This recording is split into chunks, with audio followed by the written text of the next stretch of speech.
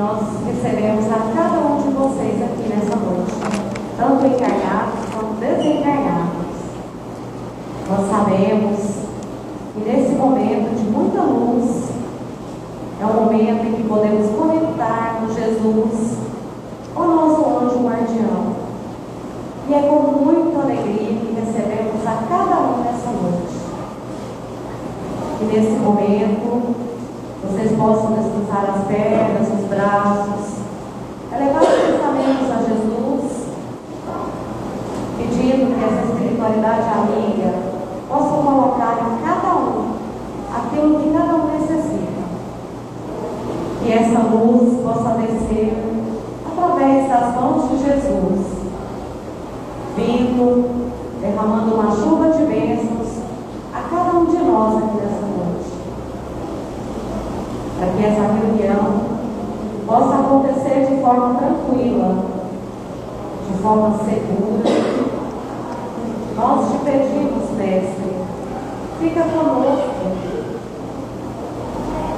Pai nosso que estais no céu, santificado seja o vosso nome. Venha a nós o vosso reino, que seja feita, Senhor, a sua vontade, assim na terra como no céu. O pão nosso de cada dia nos dai hoje. Perdoai, Senhor, as nossas ofensas, assim como nós perdoamos aqueles que têm ofendido. E não nos deixeis cair em tentação, mas livrai-nos de todo o mal, agora e sempre, e assim seja. E nessa noite, é com muita alegria que nós recebemos o nosso irmão Murilo para falar um pouquinho sobre os estudos doutrinários de Jesus. Cada vez que ele vem aqui é uma alegria, porque a palestra dele encanta, né? Murilo, seja bem-vindo. Deixa eu ver aqui.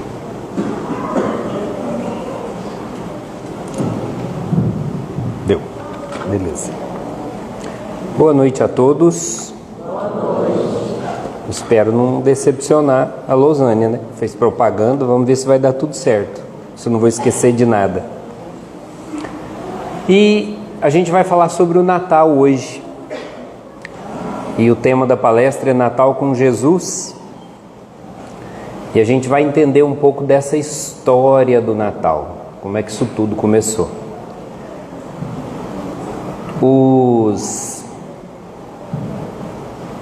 Os profetas sempre prometeram ao povo judeu que viria um Messias, um rei que iria salvá-los.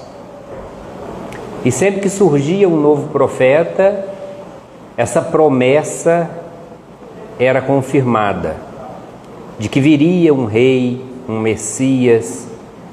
E depois essa promessa mudou, porque o povo judeu começou a ser escravizado na Babilônia, no Egito.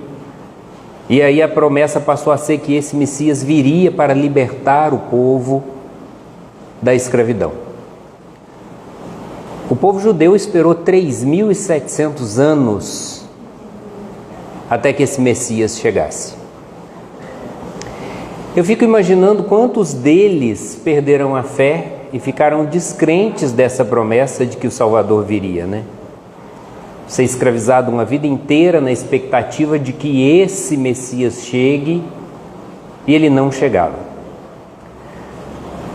É muito comum que a gente assuma duas posturas quando as coisas que a gente pede a Deus e espera da vida não acontecem. A primeira é achar que Deus está muito ocupado e tem coisas muito mais importantes para resolver e é por isso que Ele não vai me ajudar. A segunda postura é acreditar que eu não mereço. Essa é a pior de todas. Porque se nós não merecêssemos, nós não tínhamos reencarnado. A proposta da reencarnação é que a gente já merece o melhor da vida, de que a gente já merece um recomeço, de que a gente já teve uma nova oportunidade, de que a gente já pôde começar de novo. As igrejas evangélicas tratam isso muito bem, de que você já está salvo, de que você é escolhido, de que você é merecedor, de que você é o eleito. Então essa postura de eu não mereço Essas orações que a gente faz acreditando que não merece. Se o Senhor achar que eu sou digno de merecimento, eu já sou digno de merecimento, senão eu não tinha tido a oportunidade de reencarnar. A terceira postura, que é a que a gente menos assume, quando a gente pede e não recebe, é a de pensar que tem algo em nós que nós ainda não desenvolvemos na nossa moral, no nosso processo evolutivo, e é essa característica que falta em mim para que o milagre aconteça. Porque aí eu deixo de culpar a Deus e puxo a responsabilidade para mim. Porque eu sou herdeiro das minhas atitudes. Peça e obterá, mas também orai e vigiai. Quer dizer, a gente pode pedir a Deus, mas a gente também tem que fazer a nossa parte. A gente pode rezar a Deus, mas também a gente precisa vigiar os nossos pensamentos e os nossos comportamentos. E depois de 3.700 anos, então, o povo judeu recebe o Messias, o Rei, o grande profeta. Isso aconteceu há 2024 anos atrás. Ele chega de uma forma surpreendente, como Jesus sempre faz, né? Chega numa manjedoura, pobre, sem berço de ouro. Eu sempre acreditei que a expressão nascer em berço de ouro era só uma expressão mesmo. Nunca achei que fosse real isso. Ano passado eu tive a oportunidade de ir a Petrópolis e fui no Museu Imperial, onde Dom Pedro II morava, e vi o berço que Princesa Isabel nasceu, e ele é de ouro, e é dessa grossura, em forma de concha. Não se sabe em quanto ele está avaliado. A coroa de Dom Pedro II está lá avaliada em 500 milhões. Estima-se que o berço valha muito mais. Então a expressão nascer em berço de ouro é real. Mas Jesus nasceu num berço de palha. Jesus sempre chega de uma forma surpreendente, porque ele é o Filho de Deus, né? No Evangelho de Marcos, quando todos os apóstolos estavam no barco, e o vento virou e escureceu, anoiteceu, e todos esperavam que Jesus chegasse. E na Bíblia diz, e Jesus ainda não tinha chegado, na expressão de que ele sempre vem, mesmo que para a gente demore. Mas Jesus sempre vem de uma forma surpreendente. Os apóstolos esperavam que Jesus pegasse um barco e remasse até lá. E Jesus chega caminhando sobre as águas. Porque Jesus consegue burlar todas as leis da física e da gravidade. Então Jesus sempre chega de uma maneira surpreendente. Como Lázaro. Na nossa expectativa, Jesus tinha que chegar no dia que Lázaro estava morrendo, para não deixar ele morrer. Jesus chega 4 dias depois do sepultamento de Lázaro.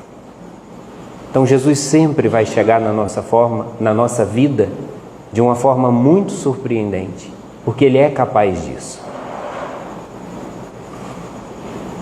Aí não se sabia que ao certo que dia Jesus nasceu, sabia-se o ano. Até porque o calendário começa a contar no ano do nascimento de Cristo, no ano zero. O ano zero é o ano que Jesus nasceu, não o ano que Jesus morreu. Então o nosso ano calendário 33 é o ano que Jesus morreu. E a Igreja Católica precisava estabelecer um dia para o nascimento de Jesus. Porque a Bíblia já estava pronta, a Bíblia começou a ser escrita 150 anos em média depois da morte de Cristo. Então quem escreveu a Bíblia não esteve com Jesus, ouviu de pessoas que ouviram de pessoas que estiveram com Jesus. E da Bíblia escrita há 2000 anos atrás, até chegar no Brasil, estima-se que ela teve 134 traduções. Então podem ter alguns erros aí. Então a Bíblia já tinha sido escrita, mas a Igreja Católica ainda não tinha dado um dia para o nascimento de Jesus. Então o Papa Júlio I, no ano 350 depois de Cristo, precisou estabelecer um dia para que Jesus tivesse nascido. Então eles fizeram um concílio e decidiram que Jesus tinha nascido no dia 25 de dezembro. Por que dia 25 de dezembro?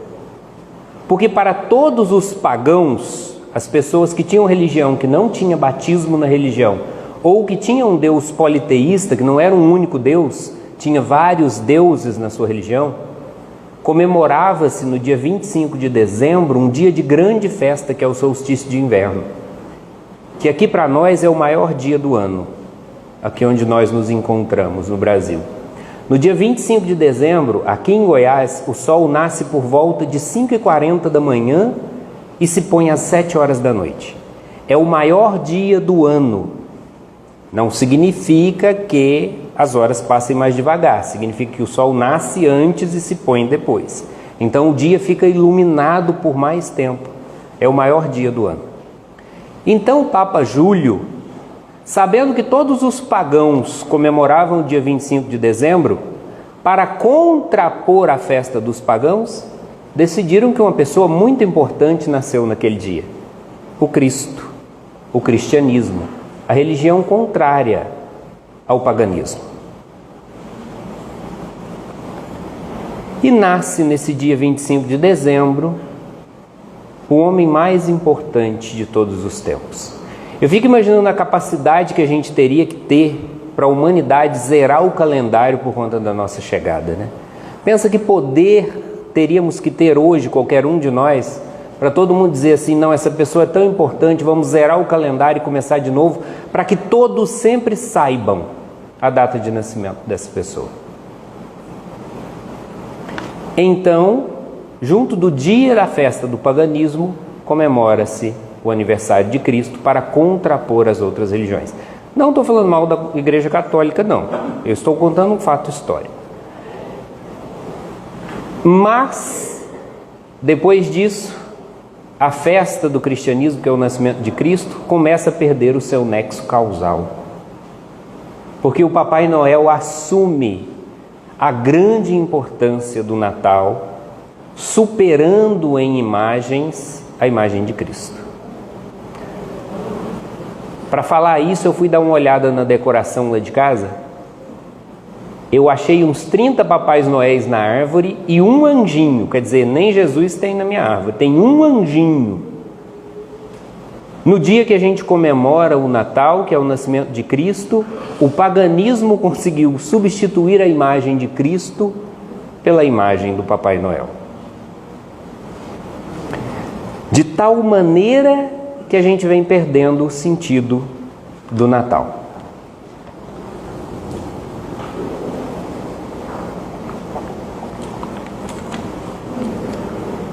Segundo o Livro dos Espíritos, pergunta 625. Nossa, o Murilo sabe todas as perguntas. Eu marquei aqui a 625. Qual o tipo mais perfeito que Deus tem oferecido ao homem para lhe servir de guia e modelo? Resposta: Jesus. Para o homem, Jesus constitui o tipo da perfeição moral para a qual a humanidade pode aspirar na terra. Deus lhe oferece Jesus como o mais perfeito modelo. E a doutrina espírita ensina que essa é a pura expressão da lei do amor. Quer dizer, se Jesus é o modelo e guia para a humanidade, se Ele é o nosso modelo e guia, a gente precisa saber a história desse cara e o que ele falou. Porque como é que eu vou me modelar e me guiar por alguém que eu não sei o que fez ou não sei o que disse? O grande feito da humanidade, mais do que a internet e a energia elétrica, é quando Deus manda o amor purificado em carne para a terra, que é Jesus. E deixa o exemplo de ensinamentos e de esperança para todos nós. Mas como é que a gente tem esperança diante de tantas dificuldades que a gente vê na televisão hoje em dia? O grande cataclisma que a gente está esperando não é uma nova inundação, não é um terremoto, um furacão. A grande onda que está destruindo a humanidade já não é mais a violência, como era no século passado. A grande onda que destrói a humanidade hoje é a onda silenciosa do ódio. Essa é a onda que destrói a humanidade. A última vez que foi contado quantas pessoas do mundo morreram de violência, de guerra e de terrorismo foi em 2011, onde 620 mil pessoas morreram de violência urbana, de guerras e de terrorismo. No mesmo ano, em 2011, 1 milhão de pessoas se suicidaram. Maior do que o número que morreu de violência, guerra e terrorismo. No mesmo ano de 2011, em que 1 milhão de pessoas se suicidaram, 23 milhões tentaram se suicidar e não conseguiram. Dados da Organização Mundial de Saúde. 23 milhões que tentaram e foram parar no hospital, porque só entra para o cálculo se deu entrada no hospital com tentativa de suicídio. Os que deram entrada no hospital com uma desculpa ou que não foram parar do hospital não entram na estatística. Ano passado, no mundo, morreu mais de 1 milhão de pessoas por excesso de açúcar no sangue. Quer dizer, trocando em miúdos, eu corro muito mais risco sozinho em casa, dentro do meu quarto, do que andando em Bagdá à noite sozinho. Trocando em miúdos, eu corro muito mais risco em casa, comendo chocotone e tomando refrigerante, do que caminhando a pé à noite no Rio de Janeiro. A onda silenciosa do ódio e do desespero tem matado muito mais do que a violência. Nós corremos muito mais riscos dentro de casa, com a nossa interioridade fragilizada, magoada e angustiada, do que os verdadeiros riscos que o mundo nos oferece. Então, que mensagem foi essa que Jesus deixou, que pode nos devolver a esperança e a fé em dias melhores? O que esse Jesus disse que fez mudar o calendário? Porque estima-se na história que naquela época em que Jesus começou a fazer milagre por volta dos 30 anos e morreu logo aos 33, apenas 1% da população da época teve acesso às palavras de Jesus. Não é que viram Jesus presencialmente, tiveram acesso a pessoas que viram Jesus e reproduziram as suas palavras. Se 1% naquela época ouviu falar de Jesus e até hoje a sua mensagem é propagada, porque na maioria no mundo nós somos cristãos, o que Jesus falou que foi tão importante? Evangelho segundo o Espiritismo, capítulo 11. Para quem não gosta do Evangelho e prefere a Bíblia, está lá também em Mateus, no capítulo 22. Todas as falas de Jesus que estão no Evangelho foram tiradas da Bíblia. Os fariseus, tendo sabido que Jesus tapara a boca dos saduceus, reuniram-se com ele para tentar. Então um doutor da lei, que naquela época era senador, o doutor da lei, propôs a ele a seguinte questão: Mestre, qual o maior mandamento da lei? E Jesus respondeu: Amarás o teu Deus de todo o seu coração, de toda a sua alma e de todo o seu espírito. Este é o maior mandamento. E aqui tendes o segundo, que é semelhante a esse: amarás o teu próximo como a ti mesmo. Toda a lei, todos os profetas se acham contidos nesses dois maiores mandamentos. Quer dizer, Jesus resume nesses dois mandamentos tudo o que ele falou ou exemplificou todo o tempo que ele esteve encarnado na terra. Eu até comentava lá em casa que eu tenho a sensação de que todas as minhas palestras eu falo a mesma coisa.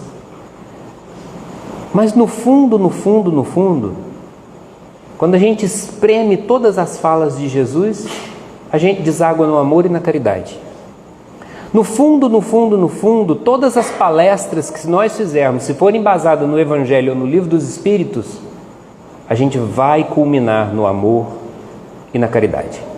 Porque é essa a mensagem cristã. É essa a mensagem de Jesus. Ele não veio modificar a lei. Ele veio nos lembrar da capacidade do amor. Amar é sair de si e ir em direção ao outro, provocando no outro o que há de melhor. No dia 24 de dezembro, todos nós estaremos reunidos com a nossa família, sentados juntos, muito coladinhos, mas não estaremos próximos.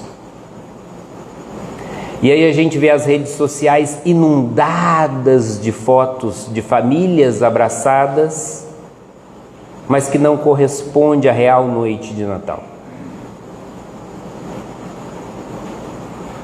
No mês de dezembro, a taxa de suicídio no mundo aumenta 15%, por conta da solidão. E aí a gente vê as redes sociais recheadas de famílias felizes que não representam a real face. E aí eu olho aquelas fotos das famílias felizes de vocês e penso, por que a minha família não é assim? A proposta que eu trago não é nem a gente não postar essa vida que a gente gostaria de ter, porque é muito natural fazer isso. Mas que todas as nossas famílias são basicamente iguais, né? Todo Natal tem aquele que bebe demais. Todo Natal tem aquele que chama a gente para a casa dele, muito mais para mostrar e nos humilhar do tanto de bens que ele tem, e copos de cristal com a bordinha folheada a ouro. Todo Natal tem aquela tia que ninguém suporta. As famílias são geralmente todas iguais, não varia muito não. O que varia talvez seja a condição financeira. E aí a gente esquece que o grande objetivo do Natal é o amor. E já que a gente não consegue amar, a gente finge que ama. A proposta do Natal com Jesus é a gente mudar a nossa mentalidade. É a gente ir para esse Natal sem julgamentos, sem hipocrisia. Lembrar do que Paulo falou: veja tudo e retenha o que é bom. Porque todo mundo tem uma face boa. É que a gente gosta de reter o pior do outro, para a gente parecer melhor do que ele. Na nossa infantilidade de querer ser superior. A proposta, então, é sem evitação, sem deboche, sem hipocrisia, na tentativa de reter o que é bom do outro. Sempre vai ter aqueles problemas no Natal, mas que possamos reter o que é bom do outro e não sair falando mal para todo mundo do outro. A proposta de Jesus é amar a Deus, amar ao próximo e amar a ti mesmo. Amar a Deus é muito simples, até porque a gente nunca viu Deus, não sabe como é que Ele é, e melhor de tudo, a gente não convive com Ele. Então é muito fácil gostar de uma pessoa que a gente não convive. É muito fácil gostar de uma pessoa que trabalha aqui na Casa Espírita, porque a gente não convive com ela. E aqui na Casa Espírita todos nós somos muito bons. Um pouco por falsidade, porque a gente gosta de parecer bonzinho, e o outro pouco porque a Casa Espírita tem uma energia propícia para isso. Tem uma redoma de vidro aqui na casa que mantém uma energia aqui muito positiva, muito serena. Então é natural que a gente entre aqui e já fale um boa noite mais suave. E nem é falsidade, é a energia do lugar mesmo. Joana de Ângeles diz assim: aceita o outro como ele é e se modifique sem cessar.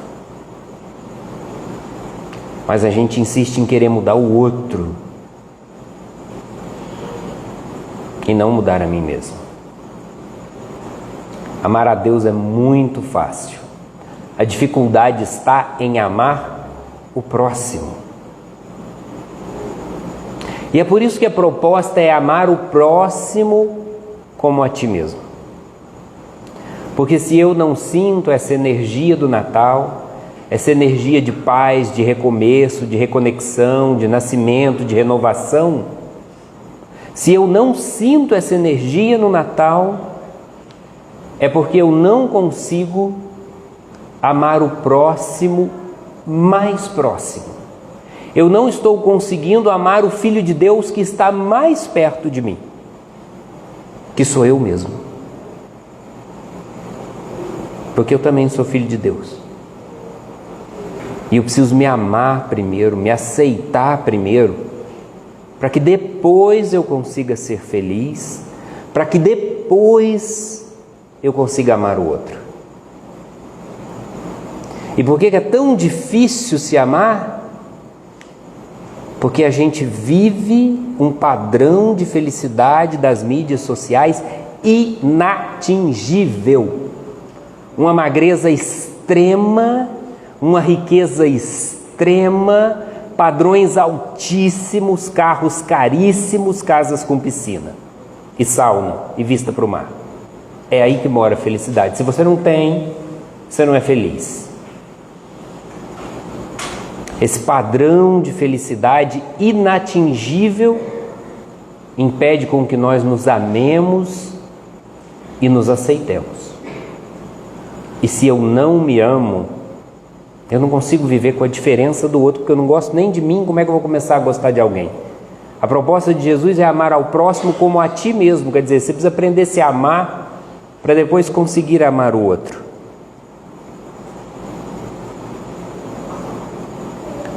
Esses padrões da felicidade inatingível da internet não são reais e criam em nós uma expectativa tão grande que o mundo não tem recurso material para suprir. Se a felicidade está em que todos nós tenhamos casa com piscina, o mundo não tem água doce suficiente para encher a piscina de todas as casas do mundo. Se a felicidade está em ter um carro de 3 milhões na garagem, se todos nós tivéssemos condição de ter um carro de 3 milhões na garagem, não existia recurso mineral para construir todos os carros de 3 milhões para todos nós. A felicidade nasce primeiro em aceitar quem nós somos e passar a amar primeiro o que nós temos. Eu não estou dizendo para ninguém não sonhar, não desejar melhorar de vida.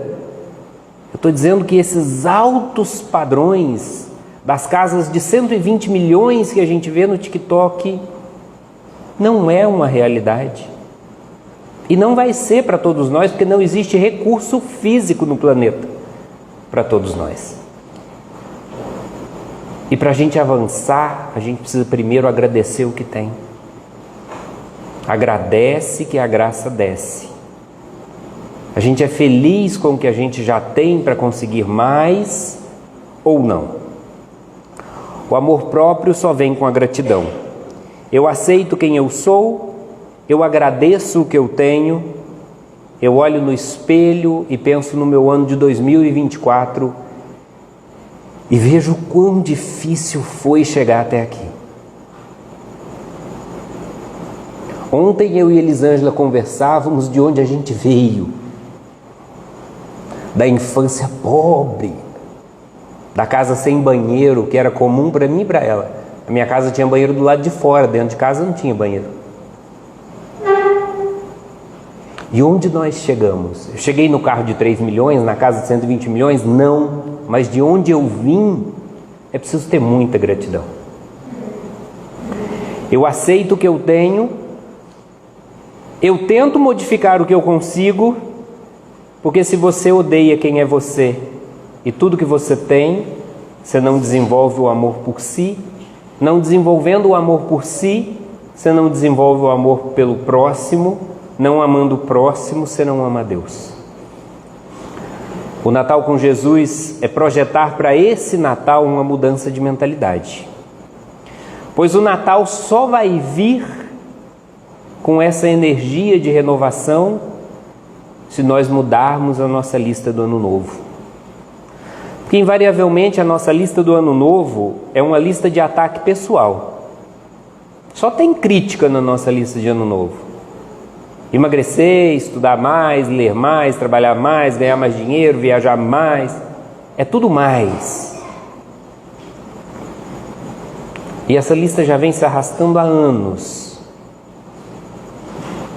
Se você não fizer as mudanças reais na sua forma de amar, o Natal desse ano vai ser igual a todos os outros. O amor de Deus se manifesta em carne através de Jesus, para renovar a promessa de que nunca estaremos só. Para Deus, todos somos iguais, indiferente se branco, preto, gordo, magro, pobre ou rico. Para os demais e mais desavisados, essas características fazem diferença. Para Deus, somos todos filhos igualitários. E não importa como somos, como vivemos ou o que temos, mas no que nós nos dedicamos. A nossa evolução depende da nossa dedicação. E não se eu sou gordo, magro, alto, baixo, cabelo liso ou encaracolado. A proposta de Jesus é amar ao próximo. Se eu não consigo amar todos ainda da minha família, se eu conseguir respeitá-los, eu já estou cumprindo metade da proposta de Cristo.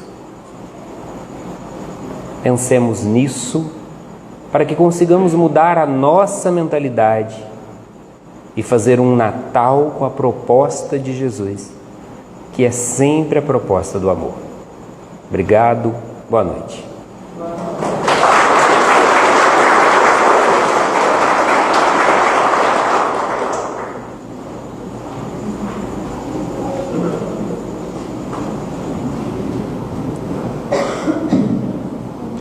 Puxa esse babado.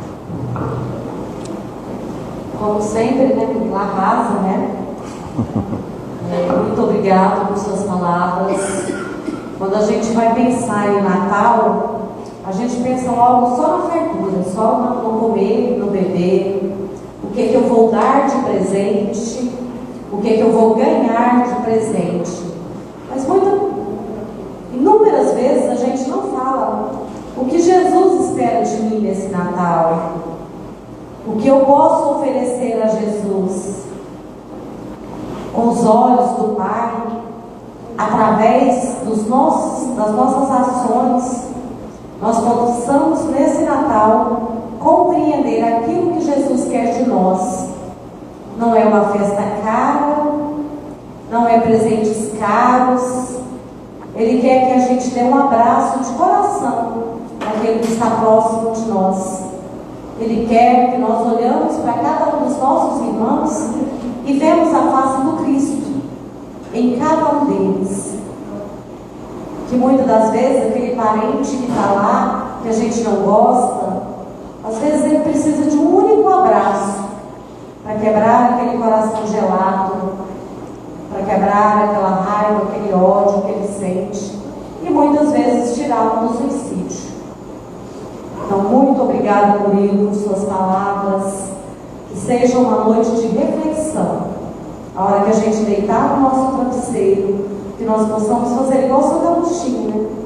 Vamos passar todos os nossos dias, o que nós fizemos nesse ano, o que nós fizemos hoje, o que eu posso mudar, o que eu posso me melhorar.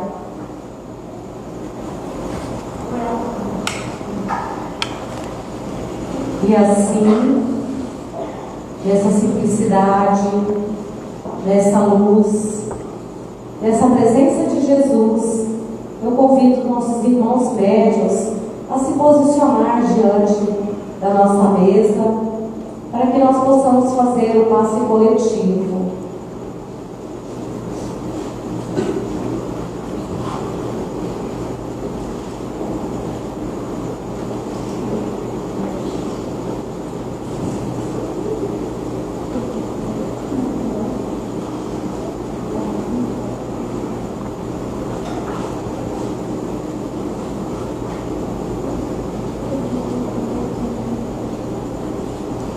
Nesse momento, eu convido a cada um de vocês a descruzar os braços,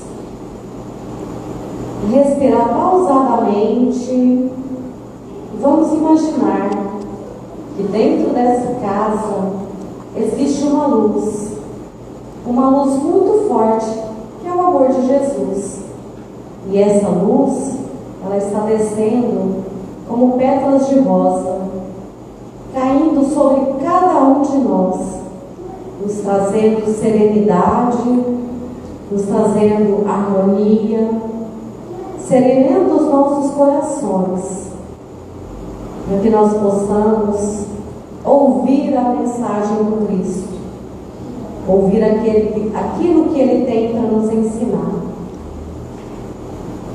Senhor, fazei de mim um instrumento de vossa paz. Onde houver o ódio, que eu leve o amor. Onde houver ofensa, que eu leve o perdão. Onde houver discórdia, que eu leve a união. Onde houver dúvidas, que eu leve a fé. Onde houver o erro, que eu leve a verdade. Onde houver o desespero, que eu leve a esperança. Onde houver tristeza, que eu leve a alegria. E onde houver trevas, que eu leve a luz. Ó Mestre, fazer que eu procure mais consolar que ser consolado, compreender que ser compreendido, amar que ser amado, pois é dando que se recebe, é perdoando que se é perdoado, e é morrendo que se vive para a vida eterna, e que assim seja, Senhor. E assim, no gesto simbólico, eu convido a cada um de vocês para estender as suas mãos em direção às águas da nossa casa. E assim, pedimos a Jesus que possa fluidificar não somente a água da nossa casa, mas a água dos nossos lares, a água dos hospitais, dos pronto-socorro, todas as águas que nesse momento vai abastecer alguém que está extremamente abatido, está extremamente adoecido. Que essa água possa restaurar a bênção de Jesus em nossas vidas. Obrigada, Senhor, e que assim seja. E assim nós vamos encerrar os nossos trabalhos no salão e vamos passar para a nossa sala de cama de paz.